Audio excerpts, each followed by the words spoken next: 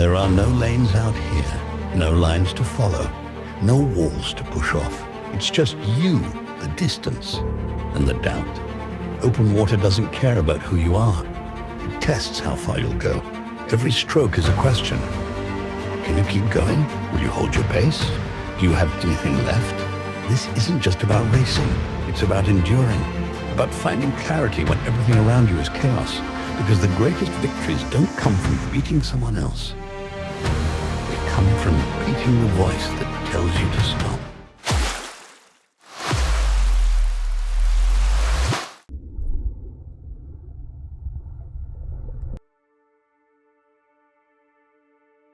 What made you want to take on a 10 kilometers race? Was there a moment where it just clicked? Well, I've always kind of wanted to do, after Daniel did it in Paris, I kind of always wanted to do an open water race.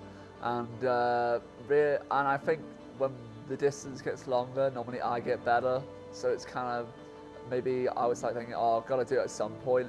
And I thought, after not swimming too well at trials and then coming into this, I thought it was a good opportunity to just venture into a new sport, let's say.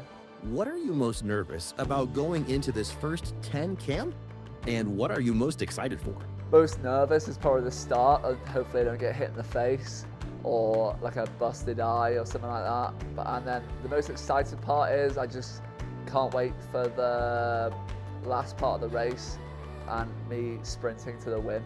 So we're in Setúbal in Portugal at the moment, and it's pretty nice weather here. I think it's about 25 degrees and it's about 9 a.m. in the morning, so not too early. And yeah, I had a good breakfast, had some sausages, had some pain au chocolat, get the carbs in. And then yeah, yesterday I swam in the sea, but it was at like a high tide when I swam, so it was quite wavy. There were a lot of speedboats going past. I was saying that I've never actually swam in the ocean by myself before, so it was a bit scary, and I thought something was going to come out the depths and get me, but I was fine. And then so the race starts at 11 a.m. and then maybe like 30 minutes before that I'll get my suit on and I'll get my numbers on for the race. So I'm number 24 and I'm starting on the very left side of the pontoon, which is probably positionally wise now, they're actually setting up the course over there. It's not the best to be on that side, but we'll make it work. I just have to maybe go a bit faster at the start. And then, that's basically the race, and then it's 6 laps. So you finish on the 6th lap, and then you take your feeding throughout each lap. And then, yeah, so I'm looking forward to the race, and I think it'll be a fun one for my first ever open water race.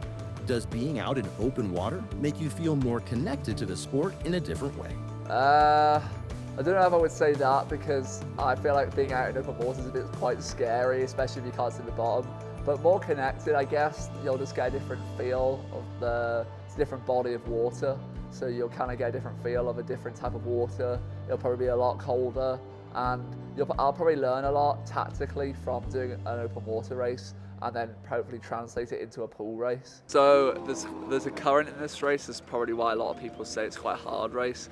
So we go to the first point the way out, and you go across the waves, and the current kind of pushes you this way more, in towards me. So when you're coming back onto the way the feeding pontoon is, there's quite a strong current that pushes you forward, which is not quite beneficial. But I didn't really feel it too much on the way going the other way, on the other side of the course. It wasn't too bad, but it's quite bad when you're going between the two boys at the 200-meter end. And you can feel it pushing you back a bit, so you just got to be aware. And then we also pick, so the boys are, because they're quite far apart, I think the furthest one is 650 meters away, and obviously it's quite hard to see that far. So normally what we do is we pick like buildings in the distance that are quite easy to see, like large buildings, to look at those instead of looking at boys, because it makes it easier to spot. Do you feel pressure to perform because of your brother's success? Or is this journey more personal? Well, Daniel hasn't really had much success in the open water, and he's already retired from it, so there's no pressure from Daniel's success in the open water field. So I would say there's really no pressure, and I don't think there's going to be as many people in the race as there is in Setúbal, so I feel like I'll probably beat Daniel's place pretty easily. What makes the 10K so unique in world swimming? I think obviously the sheer distance of it for the start, the fact that there's no turns. So going from being a pool swimmer, used to swimming maybe turning every 25, 50 meters, to then all of a sudden diving into an unexpected body of water which has so many different elements, uncontrolled, unpredictable, different water temperatures, different conditions, I think makes it so much different. But also in terms of like the preparation, fueling is so much different to what you need to do in the pool. Mindset, I think there's so many different elements, and we'll probably get into more of it in some of the other questions. How do you prepare a first-time athlete for the mental demands of a race that can last nearly 2 hours? Well, I would say that there's a quote that goes around that says that performance sport is 90% mental, 10% physical when it comes to on the day. But I would say when you're actually preparing for it, the 90% mental comes from 100% of the training. So you can be 90% prepared mentally entirely from what you've done in training. So I think, yeah, training for it, doing the meters is required. Swimming 10K in training, I think, is a really, really important one to do. Build up that muscular endurance, get to know how it feels. Speaking to people who have done it, I think. But yeah, it's a really, really tough challenge, and I think it's quite a hard transition from the pool to doing a 10K. And a lot of people start quite late in their careers, come in and do a World Championships or an Olympic Games like yourself, and then realise how difficult it is and how much different, and it's kind of a shock to the body. So I think, yeah, even though you trained with me quite a lot last year and saw what I did and would have been able to gather knowledge from what I would have told you about it, even yourself found it pretty difficult. So yeah, it's quite hard, and I'm fortunate that I've done it since I was 14 years old and been prepared for many, many years before I kind of gradually climbed the stages in form of like competitiveness. But yeah, those would be the advices that I'd give. You know, get your confidence from your training and prepare as well as you can outside of the actual race. Yeah, so we're out here in Portugal. The idea, hopefully, this opportunity to acclimatise, get used to doing a bit of open water swimming for Nathan. See if it's something that we can pursue. Obviously, he's had a really good background and lead up to this point. We've gone to altitude and so on. We're out in the sea at the moment, so it'll be a 1666 lap, 6 laps of the course. The feeding will probably take place on the 2nd, 3rd, 4th and 5th lap, and it's my job to make sure that Nathan gets some nutrition through his journey, and hopefully a top 3 place. How important are tactics like positioning, pacing and drafting in a 10 kilometers race? I think tactics is everything. I think there's so many prime examples of that.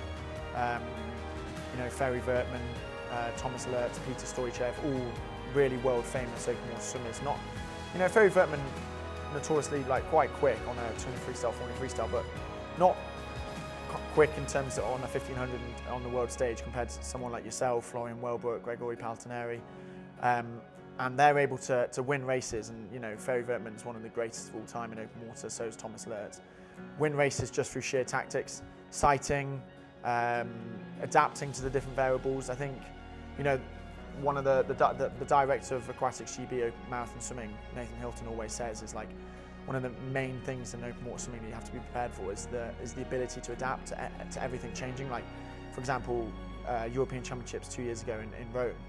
We were supposed to be racing on one day, and then all of a sudden there's a storm overnight and the pontoon gets blown away, and then next minute we're not racing. You know, you've prepared all your fueling strategy and all of it, and you're mentally, you know, you've been climbing up to that point, taper as well, and then all of a sudden the race gets cancelled. We don't know when it's getting put back on, and the pontoon's been blown away. So yeah, being able to adapt to all of that, I think is really, really important.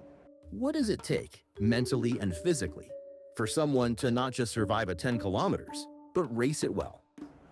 I think belief. 2 years ago, I went to the Fukuoka World Championships, and I wasn't working with a sports psychologist. I was very much in the mindset that working with a sports psychologist was for the weak, and that I could myself, individually, like strengthened my whole mind and reinforced my whole mindset that I was strong enough to go and win medals and contest for them. And then when it gets to that point where you really got to dig deep and you really got to believe in yourself and all of the training that you've done, like I was touching on earlier about 90% mental, 10% physical, I was backing out and thinking, no, I'm not quick enough, I can't go with that pace, I'm going to blow up, like the pacing's too quick, I won't be able to finish strong at the end. And then I kind of touched on it in the Olympic year 2023 after the Worlds in 2023 until Paris. What can I improve on? Sat down, briefed it all, and decided to start working with a sports psychologist.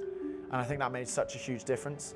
You know, when you're in heavy training and things can kind of get on top of you and you can feel weighed down, just having someone to talk about it all, talking about race strategy, telling someone what you're going to do in the race and putting it out loud, verbalizing it, I think helps massively.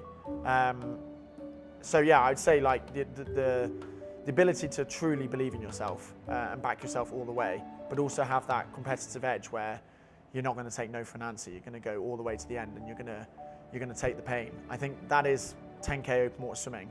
Once you get in the last 1,000, it's just whoever wants it the most.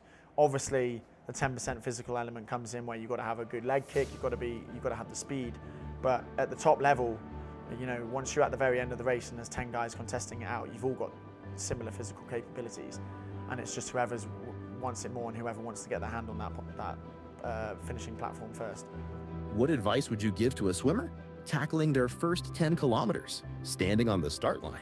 So I think not using the drafting element to the full potential, not understanding how beneficial it is, how much energy that you can save. Like, you have to imagine that you have a fuel tank and everyone has a fuel tank.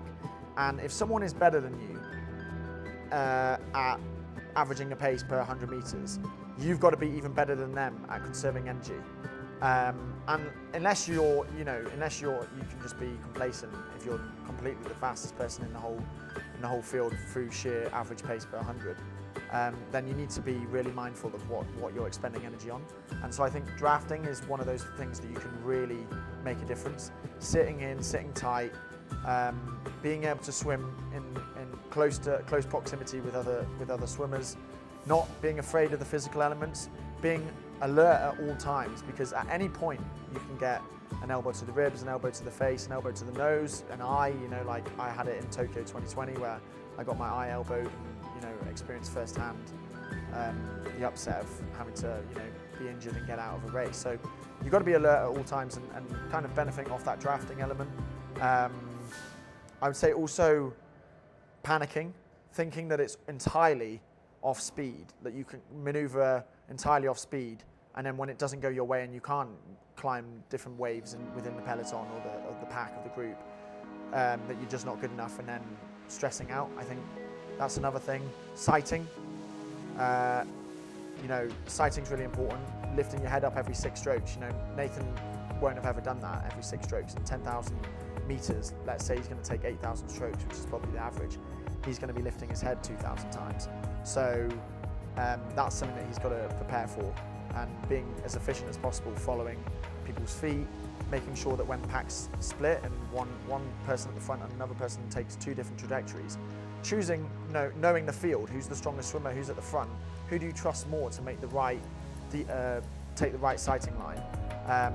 Basically just being attentive the entire way, I think, is really, really important. So those 3 things really: staying alert, not panicking, and using drafting to the full potential. So caffeine, I think, for me, I consume 400 to 500 milligrams of caffeine throughout an entire race, from beforehand to during. Also, kind of, I would say, simply being scared, like being scared of being hit. You don't want to be hit. It's like boxers, I guess.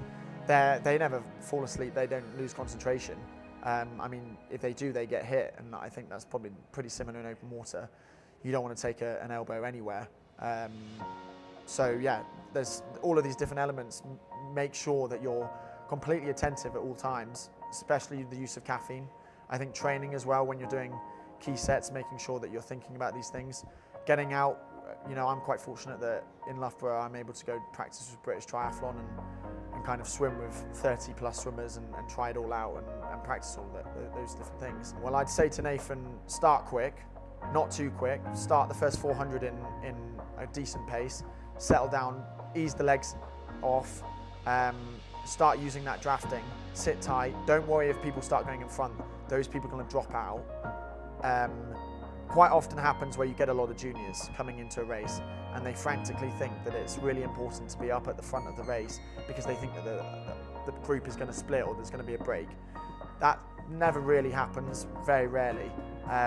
So let those people go in front, sit back, relax, control the heart rate, get your feeds in, make sure that you're always thinking about positioning of where, if you want the inside on all buoys, but if you get the inside on the buoy just before the feeding pontoon and then you're on the outside of the feeding poles, you're the furthest away, you've got to cut across, then come back out. These different things that you always have to be thinking about, and then kind of build it from get to lap 3, wherever you are, as long as you're in the top 20, you're okay. Start climbing then. You don't want to leave it too late. You don't want to leave too much in the tank left. 4th and 5th lap, you want to make hurt, but not too much. Get yourself in position, and then pretty much after that, it's just confidence. You're there like, look, I'm in top 6th place. I'm right amongst it. I'm 5-6 seconds off the leader. You can so easily close 6 seconds. In the pool, it seems like a massive difference. Water, it's not really. There's no turns. It's one big straight line. You get a good buoy turn. You maneuver slightly, ride the draft in front of you well, and before you know it, you're right on their feet.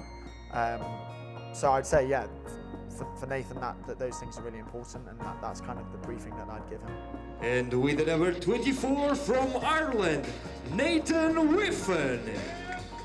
Estão apresentados os atletas que vão participar. What's been the hardest part of training for distance in open water, physical or mental? Well, at the moment it was physical, but now it's getting towards a mental thing because we're coming to the close of the 300k in 3 weeks. And it's definitely more mental now than physical, because the hurting kind of just turned numb, and now the sessions just feel like they're taking forever.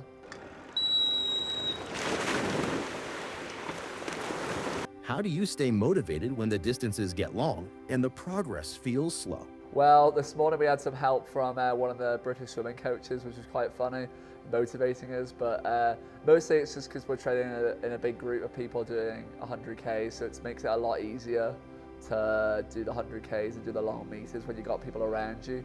But also you got to think of your end goal when you're swimming, and my end goal is to win the European Cup, and that's why I'm thinking every time I swim the 10k. How has this challenge changed your view of what you're capable of as an athlete? Well, we all joke about it, me, Daniel and Hector, saying how after we do this 300k, we're going to be unstoppable. Nobody's going to beat us. So that's why it's all a mentality thing. I'd say it's more mental than physical, because I feel like when you complete the 300k mark, we're like, nobody else has done this. Nobody's going to touch us. When you're out in the water, what do you focus on? Stroke, breath, rhythm, or something else entirely? It'll probably be rhythm, to be honest, because if I'm in a pack at the start of the race and I get towards the front, I had some good advice from Hector saying that you should match the person's rhythm beside you and then keeping the flow of the race. So it's mostly rhythm and just being aware of your surroundings around you. What's the biggest mistake new 10-kilometer swimmers make in training or competition? I would probably say getting the pacing wrong. I know a lot of pool swimmers who still do open water and have done 10 to 15 races and still start too quick, think that they can hold too much of a pace. Maybe their ego's slightly too big from the pool. They think they're quick in the pool, and they think that just directly transitions over. The fueling element, a lot of people, you don't realize how important fueling is. I've made this mistake myself. You train and you don't really take that much. You might stop and take on some liquids during a swim session, but unless you're doing huge meterage like we're doing, you never think to put carbohydrate sachets in your drinks and stuff. So getting that right is really important, and I think if you don't get it right, you can seriously blow up, and I think a lot of pool swimmers coming over have experienced that. The physicality of a 10k, it's quite hard to replicate just swimming with 2 lanes either side of you in a swimming pool. Even if you get some of your training partners in the lane and try and swim next to each other, it never really fully replicates what a race is. I think there's, obviously the water temperature is something that's quite hard to train for as well, and it's always changing. that's one of the things I love about open water swimming so much. Like, you can go from one race and it's 30 degrees and you can be struggling with overheating and potential sunstroke, especially if the sun's out and it's 40-degree air temperature. And then the next race, all of a sudden it can be a 16-degree wetsuit race, and you've got to adjust to being able to swim in a tight, wet neoprene wetsuit with little mobility, and getting used to that. And like, especially if your stroke is orientated around like high elbows and a certain technical elements, then all of a sudden putting on a wetsuit can be quite difficult. So I think there's so many different variables. I've touched on a few there, and I'm sure I'll touch on a few later. Can you walk us through how nutrition and hydration are managed during a long race like this? So the scientific research is that you have to be consuming 80 grams of carbs per hour, otherwise you're just going to blow out. They're now saying that the peak optimal amount would be 120 grams per hour, but you have to train yourself to be able to consume that. If you just go from never consuming carbohydrates in training to all of a sudden in a race thinking that you can consume 120 grams per hour, you're going to get serious stomach aches, digestion problems. It's going to be uncomfortable, and you've got to be like that for 2 hours. And think you're also horizontal, so having all of that slushing around in your stomach, that is something that you have to prepare for. Adding in things like caffeine, magnesium gels to ease cramping, potassium, sodium as well. Even I've heard of some people putting in like paracetamol and ibuprofen to ease the pain. It gets that difficult at some points in the race. You know, every different part of the body, you know, concentration, caffeine to help with that, ibuprofen, paracetamol to help with the pain elements of it all, carbohydrates to keep the body fueled and keep going. There's so many different things you can play around with fueling, and I think it's something that you've got to try in training. Trial and error, and then once you've got it mastered, you can just kind of stick with it. And that's what I've done over the last like 4 or 5 years. I've got my feeding strategy nailed, and I just follow the same one every time. Slow down, so then I can get I tried to, and then lap 4, I tried to get in front again. I had to do it by myself. The feeding was good, eh? You get enough in? Yeah. I lost my hat on like lap 2. It was so wavy. Oh, I didn't think it was going to be that wavy. It didn't look it. See, like that way and over there. It was like that part. What about the currents? Wasn't too bad, to be honest. I wasn't like surprised by him. First 200 meters was I was happy with that. I came through the first buoy. That third lap was a good lap. Cool. On my throat. No, but we've learned from that, haven't we? Better experience than you thought. It went a bit quicker. The pace was pretty slow. Like, I wasn't like dying from it. I was a bit dead at the end because of that third lap. I had to do it by myself, and then nobody was doing it. I was like, no, in my neck. I feel like it's either sunburn or it's like here. Yeah, it looks like it's been pinching. How is preparing for open water different from the pool? What surprised you most? At the moment, I guess it's more the meters, which is the big one, and it's mostly a bit lower intensity but higher meters, a bit more like a triathlete training mostly. And then you wear open water suits. We wear them on the long rep aerobic sessions in training, and that's really just to get used to wearing the suit and feeling comfortable in it. It's a bit more restrictive on the upper body. And yeah, maybe doing some outdoor swims when we get back to Loughborough in a lake, and just getting ready with the waves, because in Setúbal in Portugal it's been quite wavy. Yeah, I enjoyed it. I would have enjoyed it more if I didn't lose it. Me?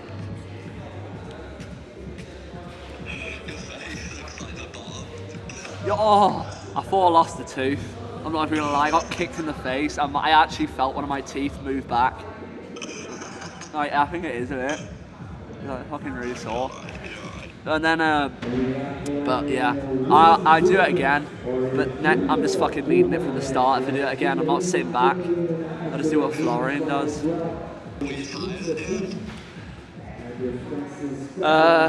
Well, because like on lap 3, when I moved back, I had to bridge the gap. I honestly think I bridged about a 50-meter gap by myself. And then I bridged it back, and then I just got stuck again. I just kept getting stuck. I maxed it to get to the front, of the line we were in, and then I was just kind of, at the end of it, I was kind of like, fuck's sake, I'm not gonna win. So, and these people just fucking brought the legs in front of me, and I was like, oh.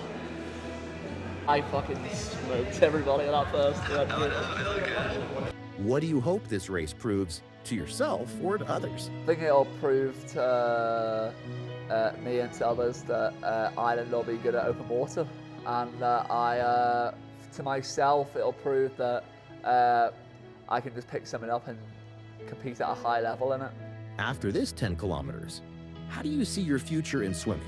Are you hooked or still figuring it out? Yes, I will compete in the 10K again if I swim well and set about, as I feel like it's just another thing to add on to, as you look at most world-class distance swimmers, they've all done 10K and won medals in it. So I feel like if I want to be world-class, they're going to be good at the 10 kilometer and the 1500 in the pool.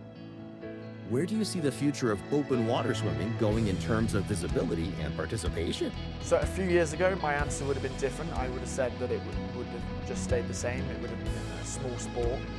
Now I think, you know, World Aquatics are making a real effort to grow the sport, and it is going in the right direction. There's new dynamics being added, like the knockout event, which is a 1500 meters, 1000 and a 500 with 10 minutes rest in between each one. There's a kind of a knockout pool of people each distance. That's been something that's been incorporated, and I think like Ferry Vertman's on the World Aquatics open water board, and he's putting creative ideas like that forward. So yeah, I think it's got the potential to be huge. I think open water swimming could be the future, like something like cycling. You know, there's so many different spectator-friendly elements to watch. I think it just needs to be captured, and a lot of them aren't at the moment. Things like Tour of the Med, you know, the Tour de France on cycling's huge. You know, Tour de Giro, La Vuelta, they're huge cycling tours, and if you're able to replicate that in some format in open water swimming, I think it could become really, really successful. I think commercializing it all as well, enticing sponsors to come over. I think at the moment, like, we don't really have that much sponsorship on buoy turns. Courses are quite big. We're swimming out far to sea. Spectators there at the event can't really see. So all of the opportunities to sponsor different things and commercialize opportunities are kind of gone. So I think, yeah, there's so many different things that can change, and I think World Aquatics are making a really good effort at the moment, and we're slowly but steadily like growing as a sport. Yeah, I'd say the race was, I wouldn't say fun, I would say physical. Like, so if we go through lap by lap, the first lap, my goal was to get off the pontoon and get in the top for the first 200 meters to the first buoy, which I actually won the first buoy, and then I kind of like slowed down and let people go in front of me, which I actually think was probably not the best thing to do, because I know it's my first race and I didn't really want to lead it, because I didn't know how good my like sighting and swimming like in the current or the waves were, so I didn't really want to lead. I'd rather be on somebody's feet. But that ended up, I think, being a bit of a detriment, because after lap 1, I think I was 5th, and then the lap after I fared obviously into the, and then I felt like I just got I lost my way a bit too much in terms of, I feel like I should have spotted a bit more, and because I felt like I was like weaving a lot and using a lot of energy, and I think towards like the last 2 buoys, I was very in and out of the group, and I need to stay more focused on staying behind someone. I think I used quite a lot of energy and lost some positions there. And then my best lap was lap 3, because I climbed back 5 places or 6 places from where I was, because I don't know what happened. I just managed to like get a really good turn in on the second buoy, and then I was kind of with the group, and I was like, oh, this is pretty good. And then kind of followed it the whole way around. It got onto the leader's feet, and then I was like, oh, well then it went pretty well. Then lap 4 was the worst lap, I would say, because I don't really know what happened, to be honest. I fared, and then I just felt like when I fared, like so many people passed me out, and I was like, what?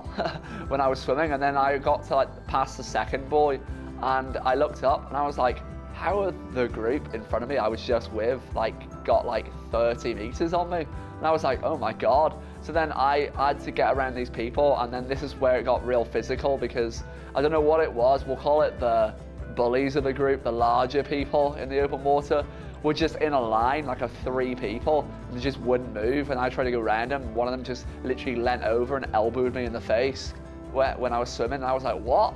And then, so then I had to like literally turn on my back and do backstroke, fix my goggles because they were like full of water, and then turn around, and then I had to go past them.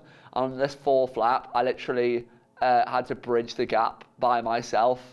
So I ended up like, I think I caught it to like from the 30, maybe got within like 10 meters-ish, and then I kind of just spent all of my energy. And I think I dragged maybe 3 other people with me in this to catch the other people up, and then I kind of just stayed in that pack of like 4, including me, for the rest of the race. And then on the last 2 boys, I said to JP, if I was in the lead at that point, that I was going to sprint in between those 2 last boys, because I felt like that was more the clinical place to win the race. So I did that, but then I think because I expelled so much energy trying to bridge the gap on the 4th lap, that on the last lap, I was kind of dead going into the finish, and my feet felt like they'd seized up because of the cold water. So I think next time I have to kick my legs a bit more into turns and stuff to keep them like going, because I tried to kick my legs and they were just stiff as anything. So then I kind of didn't have much speed left, and I was like kind of also thinking like I'll have 1 as well. So I was like, oh well, what's the difference between 6th and 9th? So then I came 9th in the end, and yeah, I was pretty happy with the race, especially my first race, and how wavy it got. Like the first lap was so calm, and then like after like lap 3, it was like bloody like a storm hit or something, because it was so wavy. And then my hat came off after lap 2 because I took it off, because waves were just smashing against my head, and my hat was just slipping up, and I was like, well, this is not gone to plan, so I'll just take my hat off. And yeah, all my feeds went pretty well. I probably just need to work on like continuing to move on my back while I'm drinking, but that's just come to practice. And yeah, I'm pretty happy with my race. Yeah, I didn't best ever finish in the open water, which is pretty cool to say for my first one, and I'll definitely be doing more. But I think next time I'm gonna not sit as far back as I did in the pack, and because my face is killing me from getting like kicked in the face and stuff like that. So yeah. For next time, I think I would change that. When I won the first boy, I should have just stayed in front and set the pace, but obviously it's a bit nerve-wracking doing that for your first race. But now that I've done the race, I think the right strategy would have been just to stay at the front, because you don't get any of like the shit of people like trying to hit you and or like messing you around on the turns, because if you're going into the turn first, people are looking for your line. So I think it's probably more likely I'm going to sit at the front of the race and maybe pace it or not. Like I expected like to get a couple hits, but I didn't expect to get like absolutely lent into by a couple people, especially like it wasn't too bad with the legs, to be honest. It was more like people's arms and elbows and like hands hitting you in the face. Like I got a couple ones to the goggle, and then I got one to the forehead, and it was absolute killer. I've actually got a bruise in my forehead right here from it, and it's killing me. But like, yeah, it was more like that part where I think if I was at the front of the race, as I said, it probably would have been way better for me, and I would have like expelled less energy because I wouldn't have been having to avoid everybody. I think I still prefer the pool, to be honest. I feel like it's, because I'm relatively new to the open water, it hurts a lot more after the race. Like, yeah, you get like quite bad DOMs where you don't really get that in the pool. But I would say I prefer the pool still at the moment.